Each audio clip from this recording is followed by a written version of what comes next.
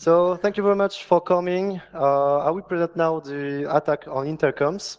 My name is Dudek Sébastien. I'm working for the Selective company. I'm interested in radio communication things like Wi-Fi, RFID, and so on, networking, web, Linux security, a lot of stuff. At Synactive, we're doing red team tests. It includes spear phishing, remote, and physical intrusions. Speaking about physical intrusions, the real deal is that we always need a way to enter to a building for sometimes. So how can we do it? We can do lockpicking tricks, radio frequency attacks, or maybe attacking the intercom.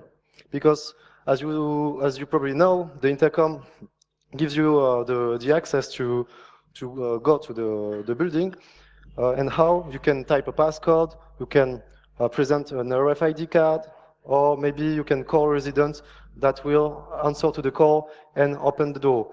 But nowadays, we saw that in new buildings and renew buildings, there is a new kind of intercoms that were installed, and what we saw is that these intercoms are able to call a resident on the mobile phone, and these intercoms call the resident with a mobile prefix. That means that the intercom is using a SIM card somewhere. So we were very interested about that, and by curiosity, I've just tried to call directly the intercoms to see if something happens, and I was like, okay, I will try it, but the intercom didn't answer, so I was like, okay, what can we do? We can dump and modify the flash, but imagine that we have to do it in front of every people in the street. It'd be a little bit weird. So what we done is maybe to think about another attack which could be done, and we thought about mobile attack. So we studied the intercom for that, but I will present now the intercom. So intercom, door phone, how some call it as you want. It's a voice communication system within a building, and it allowed a visitor to call a resident, and the resident will open the door for you. The term numeric refers to generally to intercom that are connected to the mobile network using a SIM or USIM card. Different types of intercom exist. You have old one, like conventional one. Conventional one are old intercoms that have a wire for each resident, and with numeric intercom, you don't need a wire to link every resident to the intercom. So it's a little bit much easier to install an intercom, and the wires are replaced with GSM, 3G, and 4G, and other technology. Here is in simplified architecture of the numeric intercoms. So as you can see, I'm a visitor. I want to open the door. What I'm doing, I'm calling with the intercom, so I'm pushing the button to call a resident. The resident will see the calling in his mobile phone. Then the residents will answer to the call, push the button to open the door, and after that, the door will be open. And all of this is made with the mobile network. You have also another architecture which is installed in most buildings, in much bigger buildings, because here in the simple architecture, the resident phone can update also, sends commands to the intercom. And in this architecture, the resident doesn't care about sending commands to update the intercom, update the number which have to be called. So an administrator can update the numbers using just a centralized server, a website, for example. So you just have to log in, and after that update the number with that website, and after that you have a cron, just a cron task that will send the commands to the concerned intercoms to be updated. In France, you have, I don't know how is it in other countries, but in France we have 4 brands that are well known, like Comelite, Intraton, Noralce, Euromed Captive, that cost almost like 2,000 euro, sometimes more. For our first test, we choose the Lincom, because the Lincom is is commonly used in private residence, and in the 15th district of Paris, I saw a lot of Lincom device. So that was a very, for us, it was a very interesting choice to do. And yeah, the question is when you go going to the street is how I can spot this kind of intercom, because yeah, there are also conventional one and a numeric one. So we don't know actually how to spot it. Maybe spotting a nice LCD screen or a new steel case, but it's like no, not very relevant. But if you're lucky, you can find a very beautiful 3G module in the circle. And this 3G module has, that depends, but sometimes it has 3 LEDs, and the LEDs indicate the level of the network signal. So that could be a very, very good heuristic to see if the intercom is maybe numeric or conventional. And okay, so why I'm here? Publication about intercom are nearly non-existent. So the only publication you can see about numeric intercom is how to build this kind of intercom. But as we know, this intercom use the GSM, 3G, or 4G network. So we thought about maybe merge all the papers, all the researchers about the mobile attacks, and merging them. We use also the tools which are now very affordable, like the hardware part and the software part, which is free. And after that, we made a lab that we will see after. Another thing which is very interesting in GSM and GPRS, is not new, is that the GSM and GPRS doesn't do mutual authentication. So if I want to do some interception, I can, for example, make a rock base station, and the mobile phone will not be aware if he's in the rock base station or not, because it doesn't do authentication of the network. Only the network is doing the authentication about the client. So it's a good thing for an attacker. Another good thing is that, as you probably know, is that the mobile phone is always looking for the better reception. So if he sees that the other BTS is sending a stronger signal, it will automatically hand over to the new. It's an interesting fact for the attacker too. So just to resume, GSM and GPRS. With GSM and GPRS, the interception is possible. We can do fake rogue BTS. We can also break the conversation you're reusing. Sorry, my French is going. Reusing the authentication triplets. Also, another fact is that in GSM and GPRS, the signal channel is not encrypted. So if SMS commands are sent by the intercom or any mobile phone, you can also intercept it if the mobile phone use this signal channel. But sometimes the mobile phones can also choose to allocate traffic channel to send SMSs, like the calls, for example. But normally, sometimes, a lot of times, they use the signal channel just like that, because it's much simple. The main differences now with 3G and 4G is that this kind of attacks I've been talking about are not possible, because in 3G and 4G you have mutual authentication, you have signal integrity, you have a better encryption, so it's very difficult to break this kind of technology. But there is some attacks that could be done on that, like for 3G and 4G downgrades to 2G. You can do that with protocol attacks, but protocol attacks are more baseband specifics, because if you find a protocol attack on a baseband, possibly in an iPhone, for example, it will not be the same for an Android phone like a Nexus, for example. So it's time-consuming, it's difficult, and for us, it's not interesting. So the better way is to do jamming attacks, which consists just of sending simple, like Gaussian noise on the targeted channel. Like, for example, I'm sending random Gaussian noise on the 3G channels that are used by your mobile phone in a specific place. So Just to resume how to do it, jamming is very basic.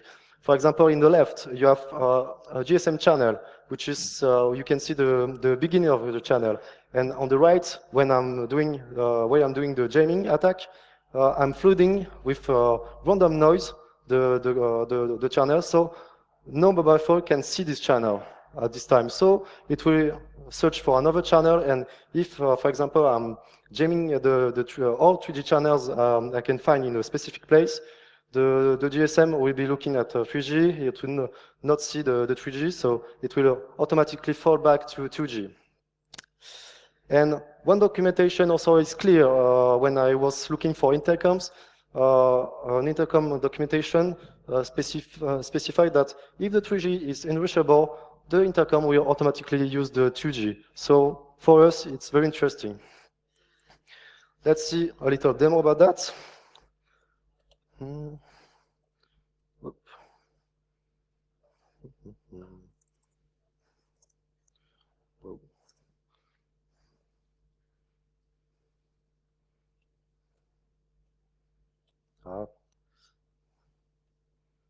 Okay.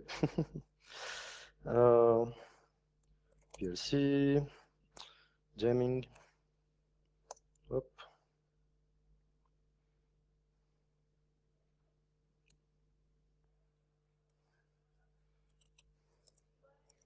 Okay, so now I'm doing calling, and as you can see here, there is a 3G icon while I'm calling. And now you will see that I'm using the HackRF to perform jamming on 2 channels that the mobile phone is trying to reach.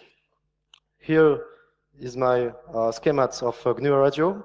Maybe you have heard about GNU Radio because there was a workshop about that also, like one day before, I don't know. And while I'm performing the jamming, you can see that something changed because I'm still calling the answer call, and you can see that the 3G icon disappears. So that kind of attack works. I could fall back the 3G communication to 2G, and I'll be able to perform my interception with that thing. And another thing which is interesting is that in Nexus phones and in the Nexus 5 and Nexus 6, there is strange behaviors because if you're doing jamming attack, the phone will fall back in 2G for an hour, even if you reboot the phone. It's like very strange. So when you're doing the jamming attack, you can jam the phone. After that, you can stop it and run your BTS very easily. The phone will just stay at 2G. But I only tested it in Nexus 5, Nexus 6. But it's with basebands, we have a lot of strange behaviors, and it's a part of it.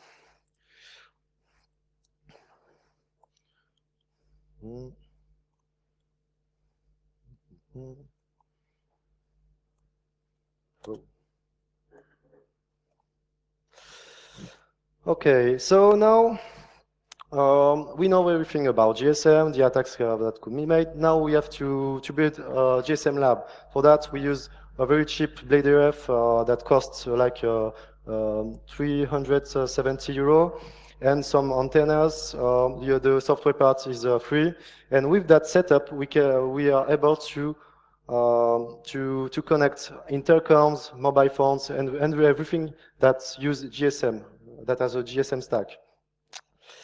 And so for the intercom, we look at the manual to set up the intercom. We see that there is 3 ways to set up the intercom. The way that is very interesting for us is the SMS one, because if we probably the first thing is that you think about, yeah, okay, if I know the mobile number, can I send an SMS command to maybe update the number? So it was our first thought, but we quickly saw that it wasn't possible because they thought about these things, because first administrator number, admin 1, has to be set up first, and if the administrator, any administrator is, if the mobile phone, the mobile number that is sending the SMS is not part of administrator number, it will not be able to update the intercom. So our first impression was we have to impersonate a number, find a way to bypass it, and that way we can maybe send commands.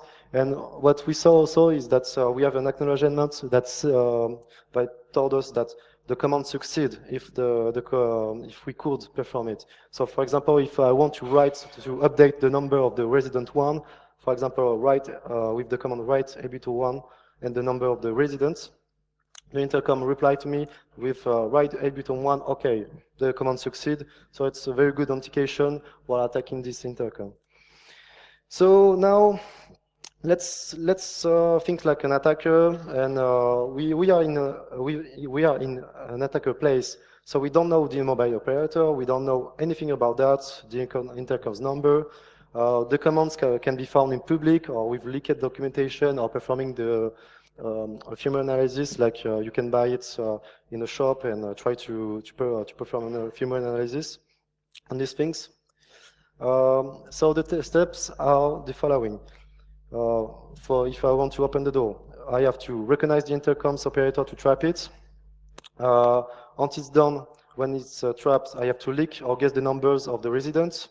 After that, I register myself, my SIM card in the REC bus station, because I control everything in my BTS. I register my phone as a leaked resident number. I call myself, pushing the button of the intercom, and after that, I'm able to open the door. So, in practice, it looks like this. I brute force the 4 MNC that we have in France, like Free, Orange, Bouygues Telecom, SFR, and I waited for 15 minutes to be sure that it be trapped by my REC base station. I had also to send I had also to have a strong GSM signal to be sure that no other base station will be able to connect to it, not connect to it, but to be seen by the intercom, because I want the intercom to think that I'm the closest base station. After that, when I could trap the intercom, I just had to push the button, intercept the calls, and I succeed.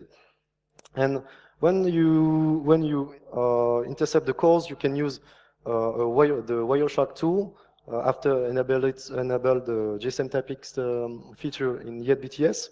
And with that, I don't know if we can see that very well, but in the call setup,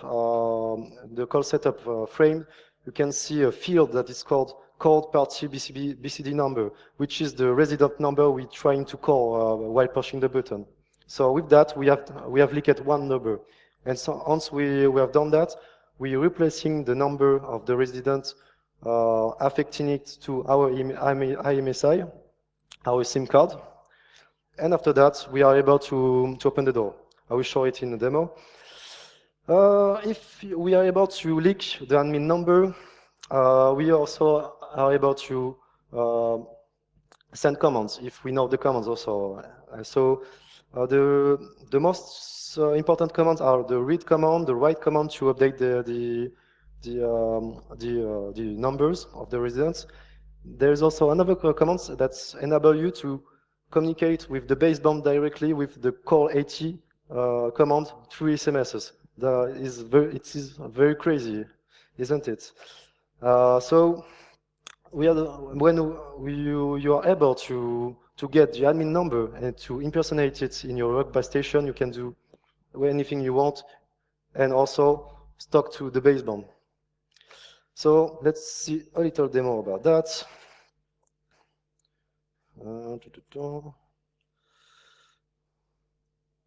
Demo. Okay. This is my setup. As you can see, there is a Linkcom IDP GSM device. There is my attacker's mobile phone just in the top. You can see also the antennas, the blade arrays, and the computer. And what I'm doing is I'm in a case that's where the intercom is trapped on the rock bus station. I'm doing a first call to leak the resident number after pushing the button. And as you can see now, I'm looking for the call setup frame that is sent. And as you can see here, I can grab the BCD number, which is the residence number that is called with by the intercom. After that, with my computer,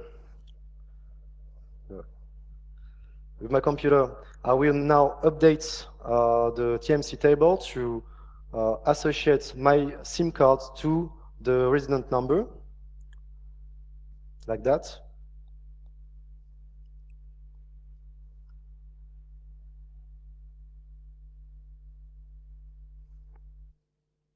And you see now that I'm pushing now the button, and the phone which didn't ring before will ring because I associated the number of my AMC to the resident number.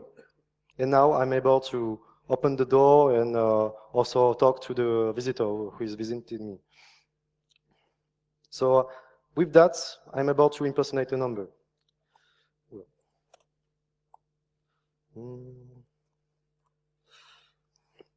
And if you have the administration number, that means that you can also update numbers. And if you want to earn some money, you can also update the number with an Allopass number or Optelo iPay and so on. So this is also a funny way to earn some money with your hack. Now let's speak about the interesting part, which is the new part of my talk. It's about the intercom using the M2M machine-to-machine cards. So intercoms that are installed in new buildings provides a SIM card which has 10 years, maybe more than 10 years subscription. It's written in the manual. It uses by default the EMTS network. So by default, we will be thinking about downgrade the 3G signal to the 2G. But there is something much interesting because you can manage the intercom with a centralized server. That means you can manage it with a website. There is a website, when you log in, and after that you can manage the intercom. So this is a very new, very interesting vector of attack. There's another vector of attack because they provide you a USIM M2M card. So if you taking the card and putting in the phone and doing some tethering stuff to perform some scan, you can maybe find other vulnerability in the network or in the virtual network of the intercom producer. And that's very interesting also. So let's just speak for the moment about website vulnerability. So what kind of vulnerability you can find? There's plenty of, and we have found two exactly very quickly when we were working on this stuff. So we saw the account guessing plus brute force. We saw that also there is some authentication bypasses, just like looking in Google. There could be also SQL injection, but we didn't test it, LFI, and so on. And for an example, I will speak about a product that we've been testing lately. It's a 3G intercom. It's provided also with an M2M SIM card. And we'll call it product A, just to anonymize the product. So product A website doesn't enforce a password to manage it. So you just have to put a number, the number of the intercom that is also provided in the manual. So the only way to manage this intercom is just to put the number of the intercom, and you can manage it after. But as an attacker, we need a valid number. We don't know any number. Okay, there is a solution. You're doing a quick POC like that, that will generate all numbers, and test all numbers in the web page. And as you have also error code, you can use that error code, error page, to collect every valid numbers. And that's a very quick way, but that works because for one prefix, in less than 4 hours, we were able to collect like 90 numbers, valid numbers, and to also log in the managing platform with that numbers. And as you can see, here is the platform that enable you to add numbers of the residents, modify some commands, some setups, and so on. And that without the need of any SDR tool. Isn't that crazy? So without the need of any SDR tool, you can update all intercom with preliminary numbers, and after that, wait for in your Allopass account to get your money. But also you can open the doors. The main problem with that is that you need the location of the intercom you want to open. But that's not a problem for some intercoms because in general, people put their home phone, home number at the first line of the list. So you can use that and use also reverse lookup directories to take the address, and after that, go to the address, open the door, and hop. Okay, now let's talk about the second attack vector, which is the attack made with the SIM card, the USIM card. So normally, I'm just asking for myself. Okay, I'm just asking for myself. Okay, I will take the SIM card, put it in a phone, do tethering, and scan the network. But in this product A, the USIM card has a PIN code. So how to do it? Maybe I can use the SIM trace to act as a proxy between the SIM and the intercom, and let the intercom typing the PIN for me. And like that, I can retrieve the PIN code. And with that, I can put now the SIM card in the phone, change the image just to be stealthy. And after that, set up the right APN to go to the network, the virtual network of the intercom. Tether the communication to use my computer. After that, do a trace route and check if I can have the internet or can reach any server in the virtual network. And after that, as an attacker, we are not able to scan the network, search for vulnerable services, exploit vulnerable services, and so on, or just use the SIM card to get a free connection and just do that. So the security recommendation for the M2M solution is to enforce a PIN code for the SIM card and USIM card, like the product A, whitelist the MAEs, pen test regularly the management website, which can have a lot of vulnerabilities because this is very important. Restrict action and request on APNs because for each APN you can restrict the internet connection and so on. And I was very, very curious also if anyone knows the answer. Is it possible to firewall the virtual network that come with the M2M solution? I don't know actually. So if someone knows that, please maybe tell me. Audit the virtual network, monitor and block your SIM card, and so on. So that are the commentation. The conclusion is that the GSM intercoms are vulnerable to the same flaws as the mobile phone. And my talk is speaking about intercoms, but there's a lot of IT stuff that use this kind of technology, that kind of technique to communicate. So it is not restricted only in intercoms. As we saw, the M2M intercoms introduce a new vector attack that is most destructive because you can do it for no one intercom in the same time, but more intercom in the same time. And also we are working and we are finishing the semi-automatic downgrade attack from GSM from UMTS to GSM, and we will release it in GitHub soon.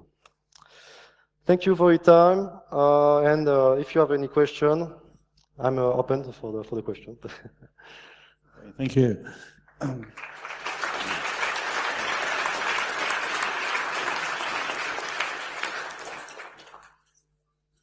have a question.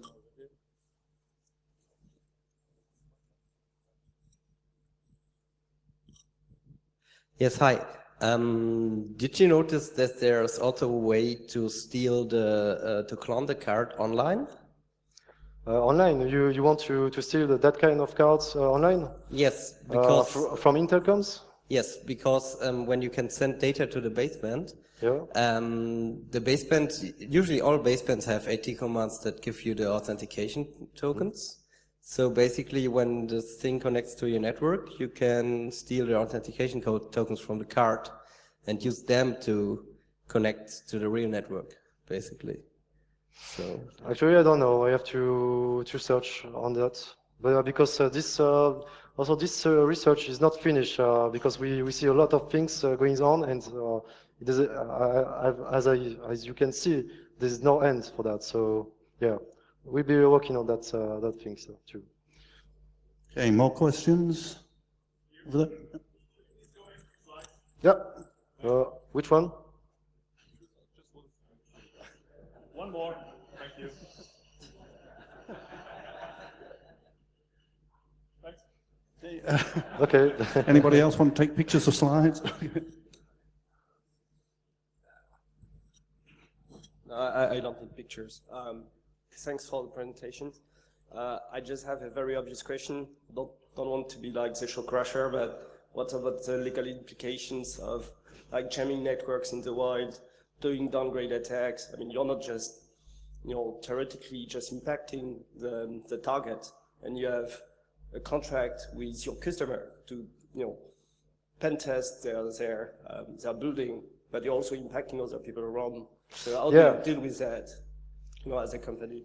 Yeah, no, normally what we do is to, I was saying that we use a strong signal, but normally what we do is to restrain the gain and to a very low gain, and we just putting the antenna very close to the intercom to be sure that it will not, break anything close. So that's what we're doing. So what we're doing is to be very close to the intercom, and we can configure the gain in the Yeti BTS, and also in OpenBTS you can restrict how to not downgrade, but you can use a very low gain to not send too much power on it.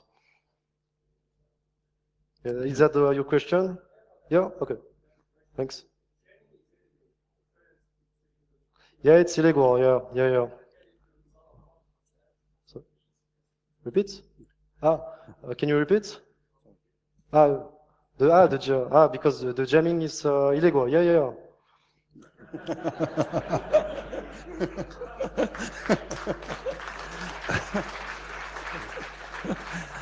More questions? No more questions? Okay. Well, thank you very much. Thank you.